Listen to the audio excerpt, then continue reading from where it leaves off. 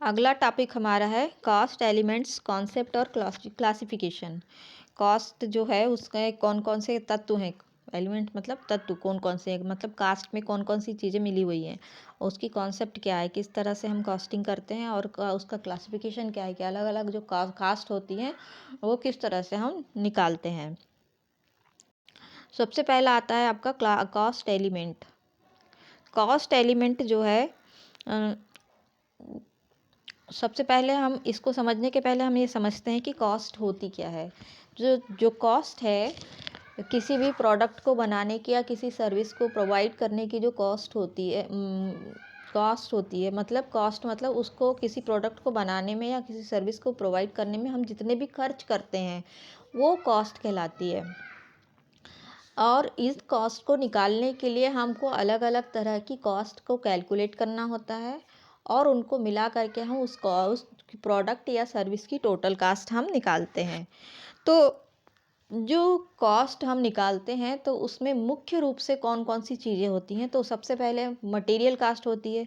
किसी प्रोडक्ट को बनाने में हम जो मटेरियल यूज़ करते हैं तो सबसे पहले उसकी कॉस्ट निकाली जाती है। उसके बाद लेबर कास्ट होती है। किसी भी प्रोडक्ट को बनाने में हम कितने लेबर हमने यूज़ किए, जो लेबर हैं वो परमानेंट या टेम्परेरी हैं उसकी कास्ट। फिर परमानेंट या टेम्परेरी हैं तो उसमें कितने स्किल्ड और अनस्किल्ड लेबर हैं उनकी कास्ट। इस तरह से हम लेबर कास्ट कैलकुलेट करते हैं। और इसके बाद एक्सपेंसेस। मटेरियल किसी भी प्रोडक्ट को बनाने में हम दो तरह की चीज़ें तो मेनली यूज़ करते ही हैं, मटेरियल और लेबर कास्ट। और इसके अलावा जो भी हम खर्च करते हैं वो आता है एक्सपेंसेस में और ओवरहेड्स में। तो जो मटेरियल कास्ट है सबसे पहले हम देखेंगे मटेरियल कास्ट। तो मटेरियल कास्ट के बारे में क्या बोल रहा है, material cost is the cost of nature of any nature based for the purpose of production of a product और सर्विस। किसी सर्विस या प्रोडक्ट को प्रोड्यूस करने में, मैन्युफैक्चर करने में हमको जितना भी मटेरियल लगता है और जितने का भी मटेरियल लगता है वो उसकी कॉस्ट कहलाती है, मटेरियल कॉस्ट कहलाती है। अब ये जो मटेरियल कॉस्ट है इसमें कौन कौन सी चीज़ें हम जोड़ करके मटेरियल कॉस्ट बनाते हैं। तो सिर्फ हम परचेस कर लिया तो वही मटेरियल कॉस्ट नहीं हो जाती है। हम क्या करते हैं कि मटेरियल कॉस्ट हमने परचेस की, साथ में उसमें हम पिछले साल का जो मटेरियल बचा हुआ है उसको मिलाते हैं। तो opening stock of material plus purchase plus हमने जो मटेरियल परचेस किया है उसको उसका फ्राइट इनवर्ड्स, मतलब उसको फैक्ट्री तक लाने में जो खर्च हम करते हैं उसका खर्चा। उसके बाद टैक्स और ड्यूटीज़ जो हम देते हैं वो खर्च, और इंश्योरेंस, ये सारी चीज़ें जब हम इसमें जोड़ देते हैं तो वो मटेरियल कास्ट कहलाती है। मटेरियल कास्ट जो है वो मेनली अच्छा, इसमें और कुछ चीज़ें जो हम माइनस कर देते हैं। तो ट्रेड डिस्काउंट और ड्यूटी ड्रॉबैक वगैरह जो है, रिफंडेड अकाउंट्स ऑफ मेंडवेंट और कैनवेंट, सेल टैक्स और दूसरे जो सिमिलर टैक्सेस से रहते हैं, ये सब हम इसमें से माइनस कर देते हैं। तो उसके बाद जो बचा हुआ अमाउंट हमारे पास में आता है वो हमारा मटेरियल कास्ट कहलाता है। अभी जो मटेरियल कास्ट है ये मेनली दो तरह की होती है। पहला होता है तुम्हारा डायरेक्ट मटेरियल। जो डायरेक्ट मटेरियल होता है, डायरेक्ट मटेरियल मीन्स ऐसा मटेरियल जो किसी प्रोडक्ट को बनाने में डायरेक्टली यूज़ होता है। मतलब उस मटेरियल के अगर वो मटेरियल ना मंगाया जाए या ना लगाया जाए तो वो प्रोडक्ट प्रोड्यूस ही नहीं हो सकता, बन ही नहीं सकता। तो वो डायरेक्ट मटेरियल कहलाता है। जैसे किसी फर्नीचर को बनाने के लिए हम टिम्बर का यूज़ करते हैं। जैसे हम कोई बिल्डिंग बना रहे हैं तो उस बिल्डिंग को बनाने के लिए हम ब्रिक्स का यूज़ करते हैं। और ब्रिक्स भी एक तरह से रॉ मटेरियल हो सकती है। और इसके अलावा ब्रिक्स को बनाने वाली जो क्ले है वो ब्रिक्स बनाने के लिए भी रॉ मटेरियल के लिए यूज़ हो सकती है। इसके अलावा सीमेंट और जो स्टोन्स वगैरह हम यूज़ करते हैं वो सब डायरेक्ट मटेरियल्स में आते हैं।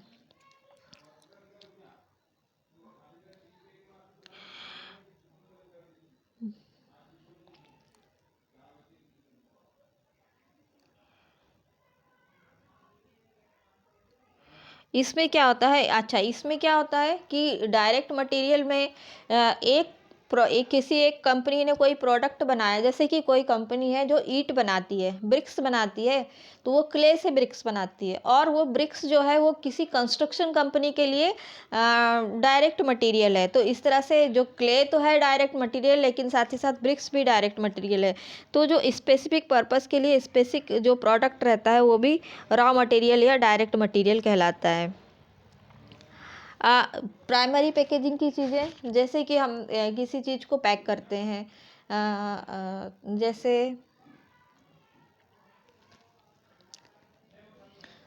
जैसे कि एक क्रीम की डिब्बी है जो हम लगाते हैं फेस पर, उसकी एक डिब्बी है, उसको पैक करने के लिए हमको पुष्टे का एक हमको डब्बा चाहिए होता है। इसके अलावा डिब्बी के ऊपर हम एल्युमिनियम फाइल लगाते हैं, वो फाइल चाहिए होती है। तो ये सारी चीज़ें भी हैं, ये भी सब डायरेक्ट मटेरियल कहलाती हैं। इनडायरेक्ट मटेरियल्स, तो ऐसे मटेरियल्स जो डायरेक्टली किसी प्रोडक्ट को प्रोड्यूस करते समय उसमें यूज़ नहीं होते, लेकिन उस प्रोडक्ट को बनाने के लिए जो है बाद में उनका उपयोग होता है। जैसे कि लुब्रिकेंट्स मतलब मशीन को, जैसे कोई प्रोडक्ट हम बना रहे हैं वो मशीन से बनता है, और वो मशीन को चलाने के लिए हमको लुब्रिकेंट्स की ज़रूरत पड़ती है। तो वो जो लुब्रिकेंट भी तो है, तो प्रोडक्ट मतलब मटेरियल ही है, लेकिन वो डायरेक्टली किसी प्रोडक्ट को बनाने में यूज़ नहीं हो रहा है। वो क्या क्या यूज़ हो रहा है उसका, वो मशीन चलाने के लिए यूज़ हो रहा है। इसी तरह से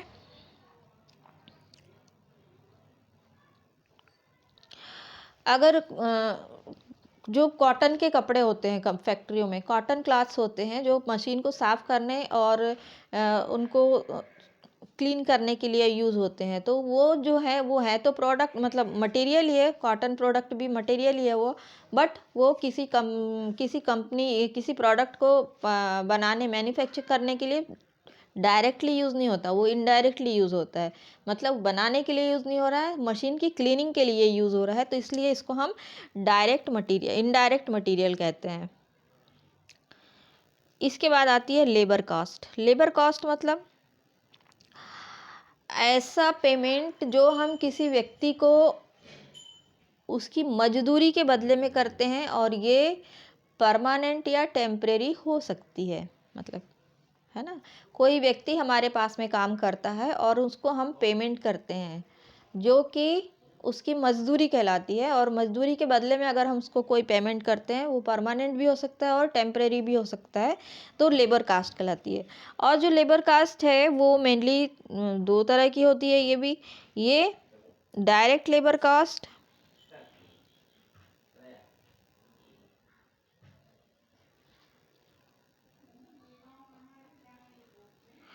डायरेक्ट लेबर कास्ट में सबसे पहला तो ये है कि ऐसी कॉस्ट जिसको हम इजीली आइडेंटिफाई कर सकते हैं, है ना।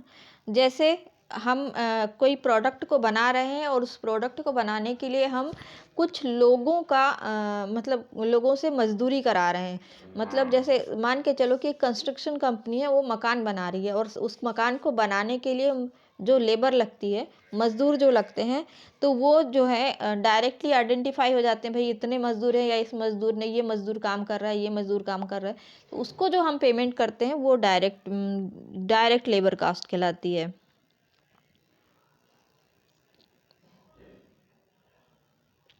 या फिर कोई प्रोडक्शन प्रोसेस में कोई लेबर डायरेक्टली मतलब इंगेज होता है,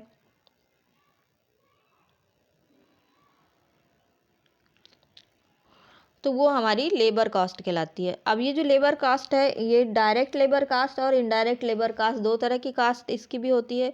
तो डायरेक्ट लेबर कास्ट हमने देखी कि जो डायरेक्टली किसी काम को, किसी प्रोडक्ट को प्रोड्यूस करने में या मैन्युफैक्चर करने में जो डायरेक्टली यूज लेबर जो लगा हुआ होता है, उस बनाने में ही जो लेबर लगा हुआ था उसकी जो वेज पेमेंट है वो हमारी labour cost direct labour cost कहलाती है। Indirect labour cost,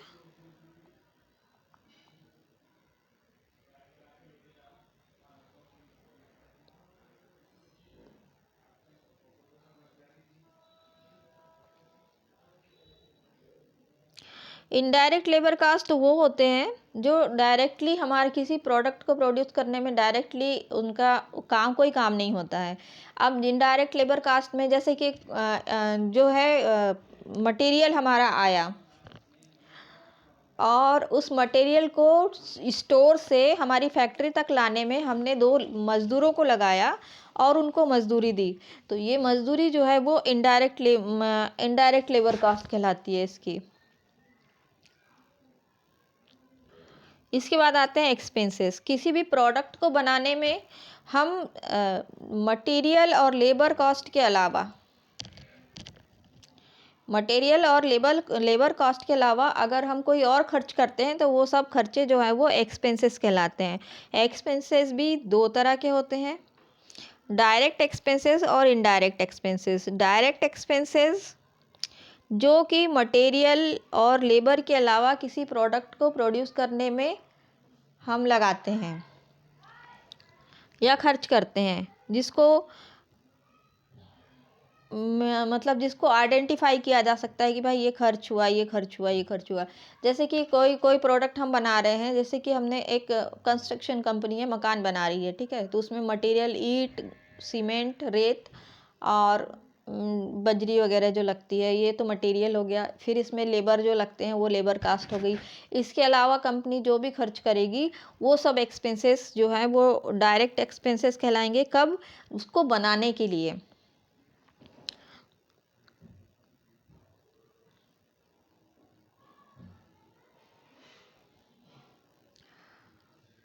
direct expenses में क्या होता है,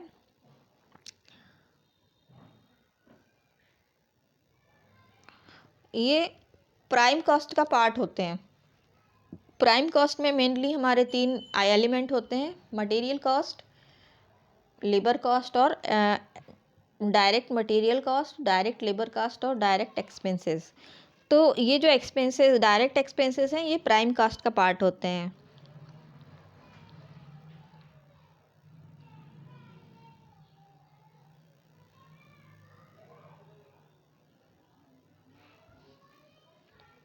इनडायरेक्ट एक्सपेंसेस ऐसे एक्सपेंसेस जो इनडायरेक्टली किए जाते हैं। मतलब इनडायरेक्टली करने का मतलब क्या हुआ कि मटेरियल और लेबर के अलावा जो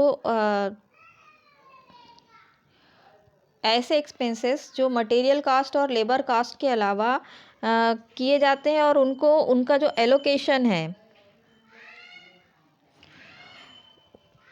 जो एलोकेशन मतलब उनका भार जो होता है वो कॉस्ट सेंटर पर होता है। मतलब कि जो फैक्ट्री है उसमें प्रोडक्ट को प्रोड्यूस कर रहे हैं हम, तो उसमें हमारा मटेरियल, लेबर और एक्सपेंसेस हमारे प्राइम कॉस्ट हो गई, प्रोडक्ट बन रहा है हमारा। उसके बाद हमारी जो फैक्ट्री कॉस्ट हम इसमें जोड़ते हैं जनरली कहलाती है, फैक्ट्री कॉस्ट कहलाती है। ये प्राइम कॉस्ट और फैक्ट्री कॉस्ट मतलब जितने भी इनडायरेक्ट एक्सपेंसेस हैं वो सब फैक्ट्री कॉस्ट में आ जाते हैं। जो फैक्ट्री ये तो हमने बनाने के लिए प्राइम कॉस्ट में जितने भी एलिमेंट लगे वो हमने बनाने के लिए यूज़ किए, लेकिन उसके अलावा हम जिस फैक्ट्री में उसमें बनाते हैं तो उसमें लाइटनिंग है, हीटिंग है, कूलिंग है और क्लीनिंग है, या फिर सुपरवाइज़र की सैलरी वगैरह है, मैनेजर की सैलरी है। तो ये सारी चीज़ें जो हैं ये इनडायरेक्ट एक्सपेंसेस में ये इनडायरेक्ट एक्सपेंसेस हैं और ये फैक्ट्री ओवरहेड, फैक्ट्री कॉस्ट में आ जाती है, फैक्ट्री एक्सपेंसेस में आती है।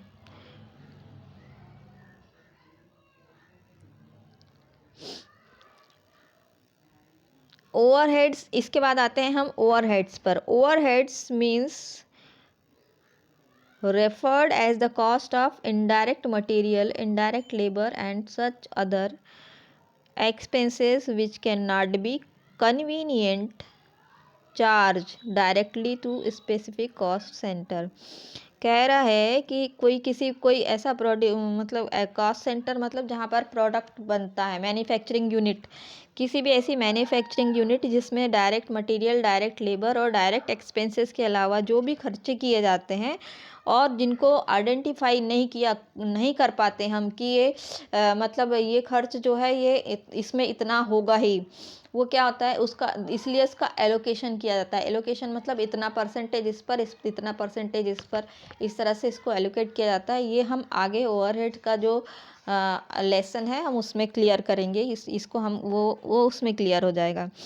तो इनका एलोकेशन किया जाता है। जैसे कि 4-5 डिपार्टमेंट है, जिसमें से 2 डिपार्टमेंट प्रोडक्शन डिपार्टमेंट के हैं और 3 डिपार्टमेंट है, 2 डिपार्टमेंट प्रोडक्शन के हैं और 1 सेल्स का डिपार्टमेंट है। तो जो सेल्स का डिपार्टमेंट है उसमें जितने भी खर्च होते हैं उसको हम क्या करते हैं, क्योंकि सेल्स डिपार्टमेंट की अपनी कोई प्रोडक्शन यूनिट नहीं होती, तो वो कोई चीज़ बेचता नहीं है, इसलिए उसको कहीं से प्रॉफिट नहीं आता। तो जो खर्चे हैं उनको हम किससे रिटर्न ऑफ करते हैं, उस सेंटर की होने वाले प्रॉफिट से रिटर्न ऑफ करते हैं। तो जो प्रोडक्ट की जो यूनिट है ना, या कहना चाहिए डिपार्टमेंट है, उसमें होने वाला जो प्रॉफिट है उसमें से उसके खर्चे माइनस करते हैं। तो ये जो सेल्स का खर्चा है, तो सेल्स की तो अपनी कोई कमाई होती नहीं है, मतलब जो सेलिंग और डिस्ट्रीब्यूशन एक्सपेंसेस है, मतलब जिसको शोरूम बोलते हैं, शोरूम का खर्चा जो है उसकी अपनी खुद की कमाई नहीं होती। तो वो क्या करता है, जो शोरूम का जो खर्चा है वो दोनों प्रोडक्शन की दोनों यूनिट्स में एलोकेट किया जाता है, उसके वो अलग अलग परसेंटेज के हिसाब से। तो इसको, हाँ, इसलिए हम इस चार्ज को हम क्या बोलते हैं, इस चार्ज को हम ओवरहेड्स बोलते हैं। अब इसमें बहुत सारी चीज़ें होती हैं, इसमें कुछ इनडायरेक्ट मटेरियल कॉस्ट भी होती है, इनडायरेक्ट वेजेस और इनडायरेक्ट लेबर कॉस्ट होती है, इनडायरेक्ट एक्सपेंसेस होते हैं। अब जो ओवरहेड्स हैं उनको हम अलग अलग उनका क्लासिफिकेशन कर सकते हैं कि मतलब कितने तो इसमें जो ओवरहेड्स हैं उनको हम फैक्ट्री ओवरहेड, इसके बारे में अभी बताती हूँ। उसके बाद office overhead, office and administrative overhead, फिर है सेलिंग और डिस्ट्रीब्यूशन ओवरहेड। इनमें हम इनको डिवाइड कर सकते हैं। तो जो फैक्ट्री ओवरहेड है, मतलब हम जब किसी चीज़ की कॉस्ट निकालते हैं तो सबसे पहले हमने जो डायरेक्ट मटेरियल, डायरेक्ट लेबर और डायरेक्ट एक्सपेंसेस हमने यूज़ किया, उससे हमने प्राइम कॉस्ट निकाल ली। अब जो बाकी के बचे हुए खर्चे हैं तो वो क्या कहलाते हैं, वो ओवरहेड्स कहलाते हैं। तो फैक्ट्री में होने वाले जो बाकी बचे हुए जो अदर खर्चे हैं वो फैक्ट्री ओवरहेड में, मतलब फैक्ट्री की कूलिंग, फैक्ट्री की लाइट, फैक्ट्री का वाटर का चार्ज, फैक्ट्री में जो मैनेजर है उसकी सैलरी, ये सारे जो एक्सपेंसेस हैं ये सब फैक्ट्री ओवरहेड्स में कहलाते हैं। और इसको जब हम प्राइम कॉस्ट में जोड़ते हैं तो अब ये हमारी फैक्ट्री कॉस्ट निकल आती है, इसको हम वर्क कॉस्ट भी बोलते हैं। इसके बाद हम वर्क कॉस्ट निकालने के बाद हम ऑफिस एक्सपेंसेस जोड़ते हैं, जिसको हम ऑफिस एंड डिस्ट्रीब्यूशन एक्सपेंसेस कहते हैं। और जो हमने अभी तक प्राइम कॉस्ट निकाली, प्राइम कॉस्ट निकालने के बाद फैक्ट्री कॉस्ट निकाली। अब फैक्ट्री कॉस्ट में हम जो ऑफिस और डिस्ट्रीब्यूशन के चार्जेस रहते हैं, ऑफिस एक्सपेंसेस मतलब ऑफिस का फर्नीचर, ऑफिस की लाइटनिंग, ऑफिस का कूलिंग, ऑफिस का वाटर, ऑफिस स्टाफ की सैलरी, मैनेजर की सैलरी, ये सब ऑफिस एक्सपेंसेस में आते हैं, हम इसमें जोड़ देते हैं। इसके बाद ये हमारी निकल आती है कॉस्ट ऑफ प्रोडक्शन, मतलब किसी चीज़ को बनाने की कॉस्ट। उस चीज़ को बनाने की कॉस्ट के बाद हम आते हैं सेलिंग और डिस्ट्रीब्यूशन एक्सपेंसेस में। कॉस्ट को हमारा जो मटेरियल है, उसको प्रोडक्ट है, उसको प्रोड्यूस कर लिया, वो मैन्युफैक्चर हो गया, वो बन गया। अब उस जो बन गया है उसको हमको क्या करना है, बेचना है। तो इसको बेचने के लिए हम क्या करेंगे, सबसे पहले तो हमको एडवर्टीजमेंट देना पड़ेगा कि भाई हमारे पास में ये सामान है, हम ये बेचना चाहते हैं। तो वो जो एडवर्टीजमेंट की कॉस्ट है। इसके अलावा मतलब जो गोडाउन है, गोडाउन से शोरूम तक जो हम प्रोडक्ट को ले जाते हैं, उसकी जो कॉस्ट है। इसके अलावा जो शोरूम है उसमें जो स्टाफ हमारा लगा हुआ है उसकी कॉस्ट है। इस एडवर्टाइजमेंट की कॉस्ट तो जोड़ ली। अब ये जितनी भी कॉस्ट है ये सब सेलिंग कॉस्ट कहलाती हैं। सेलिंग और डिस्ट्रीब्यूशन की कॉस्ट है, मतलब हमारे पास में जो मटेरियल था, हमने अलग अलग डिस्ट्रीब्यूटर्स जो हैं उनको हमने भेजा। काहे से भेजा, किसी मोड ऑफ ट्रांसपोर्ट से भेजा, ट्रक से भेजा, ट्रेन से भेजा या किसी भी तरह से भेजा। तो उसको भेजने में जितनी भी हमारी कॉस्ट आती है वो डिस्ट्रीब्यूशन कॉस्ट कहलाती है। जब हम कॉस्ट ऑफ प्रोडक्शन में जब हम सेलिंग और डिस्ट्रीब्यूशन कॉस्ट जोड़ते हैं तो ये हमारी आती है टोटल कास्ट।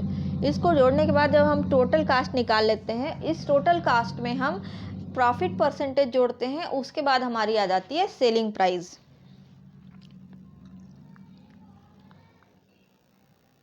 अब ये जो कॉस्ट है, ये कॉस्ट हम अलग अलग तरह से इसको क्लासिफाई कर सकते हैं अकॉर्डिंग टू नेचर, नेचर के अनुसार। तो नेचर के अनुसार हमारी मटेरियल कॉस्ट है, लेबर कॉस्ट है और एक्सपेंसेस है, ये हम पहले एक्सप्लेन कर चुके हैं। According to relation to cost centre, cost centre से संबंधित मतलब कॉस्ट सेंटर मतलब जो प्रोडक्शन, हमारी प्रोडक्शन यूनिट है, उसमें जो कास्ट मतलब किसी प्रोडक्ट को प्रोड्यूस करने के लिए जो खर्च हम कर रहे हैं वो डायरेक्ट कास्ट, और जो प्रोड्यूस करने के अलावा जो दूसरे हम छोटे मोटे खर्च कर रहे हैं वो इनडायरेक्ट कास्ट। इसके अलावा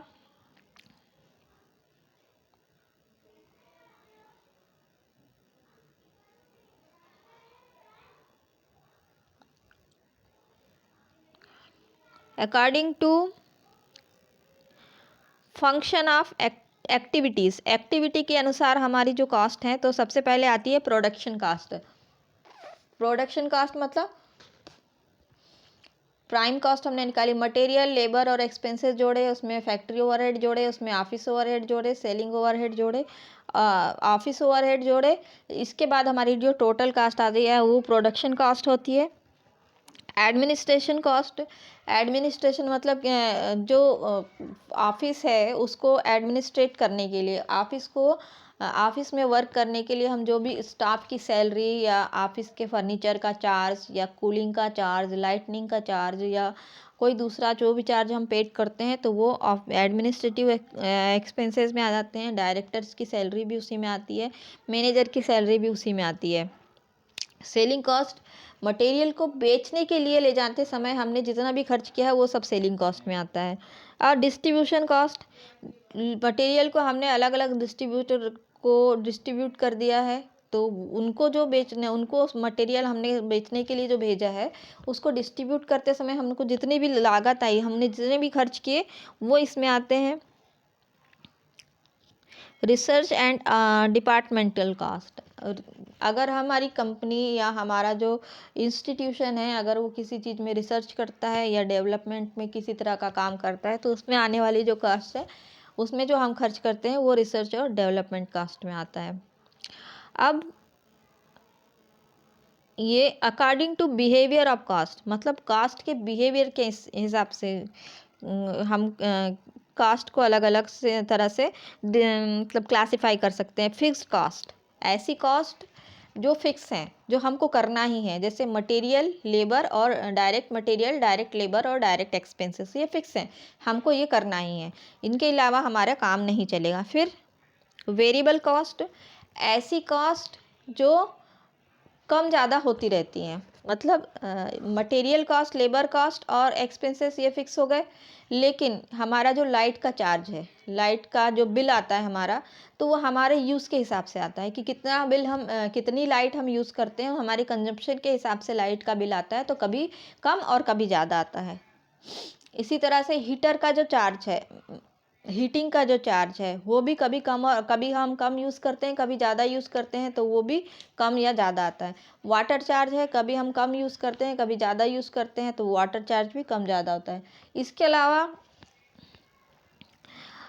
अब ये हो गया variable cost. Semi variable cost मतलब कुछ कास्ट ऐसी हैं उनकी एक पर्टिकुलर परसेंटेज तक वो फिक्स हैं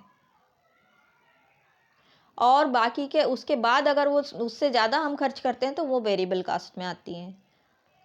जैसे कि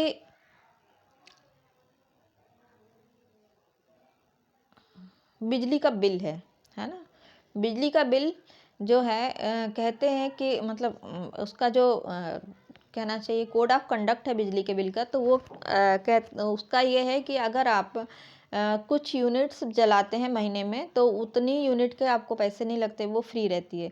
फिर उससे ज़्यादा यूनिट अगर आप जलाते हैं तो एक पर्टिकुलर परसेंटेज के हिसाब से उसमें मतलब उसमें चार्ज लगता है। उसके अलावा उसका जो आप उसको भी पार कर जाते हैं तो आपको उसमें सरचार्ज देना पड़ता है। तो इस तरह से ये जो है वेरिएबल कास्ट हो जाती है।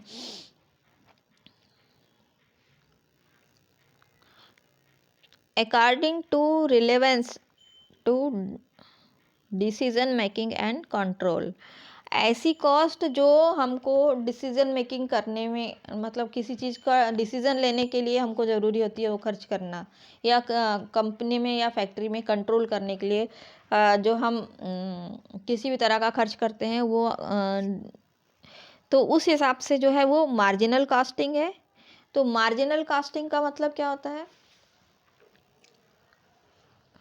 मार्जिनल कॉस्टिंग का मतलब होता है कि हम एक मार्जिन ऑफ सेफ्टी निकालते हैं, मतलब कितना खर्च हम कर सकते हैं जिससे हमारी जो कॉस्ट, जो प्रोडक्ट है उसकी कॉस्ट को, या किसी प्रोडक्ट को बनाते समय उसकी कॉस्ट ना ज़्यादा हो ना कम हो, और बेहतर तरीके से हमारा प्रोडक्ट भी बन जाए, तो ये एक मार्जिनल कॉस्ट कहलाती है। Opportunity cost,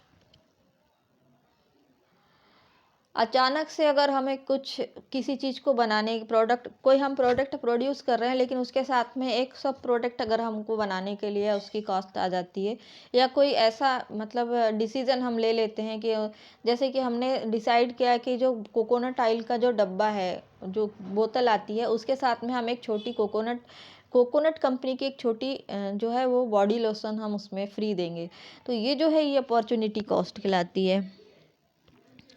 replacement cost, replacement cost में क्या आता है कि जैसे कोई कंपनी है, उस कंपनी की जो मशीन्स हैं, वो मशीन्स जो है वो बहुत पुरानी हो चुकी हैं, तो उन पुरानी मशीन को हटा करके नई मशीन को उसमें इंस्टॉल करना है, तो क्या होता है कि रिप्लेसमेंट कॉस्ट का कैलकुलेशन होता है। नई मशीन हम खरीद के लाते हैं और पुरानी मशीन को हम बेचते हैं, तो जितने में पुरानी मशीन बिकती है उतना हम नई मशीन की कॉस्ट में से माइनस करके हैं, और फिर ये जो है हमारी रिप्लेसमेंट कास्ट कहलाती है। रिलेवेंट कास्ट इसी तरह से, और इनपुटेड कास्ट ऐसी कॉस्ट जो मतलब प्रोडक्ट को बनाने में यूज़ होती है, इनपुटेड कॉस्ट कहलाती है।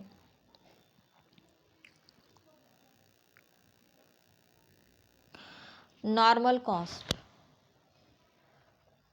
मटेरियल कॉस्ट, लेबर कॉस्ट और एक्सपेंसेस जो हैं ये नॉर्मली हमको यूज़ करना ही है, ये जैसे फिक्स है, ये हमको करना ही है, ये नॉर्मल कॉस्ट कहलाती है। एबनॉर्मल कॉस्ट, इसके अलावा कभी कभी हमको क्या करना होता है कि मटेरियल को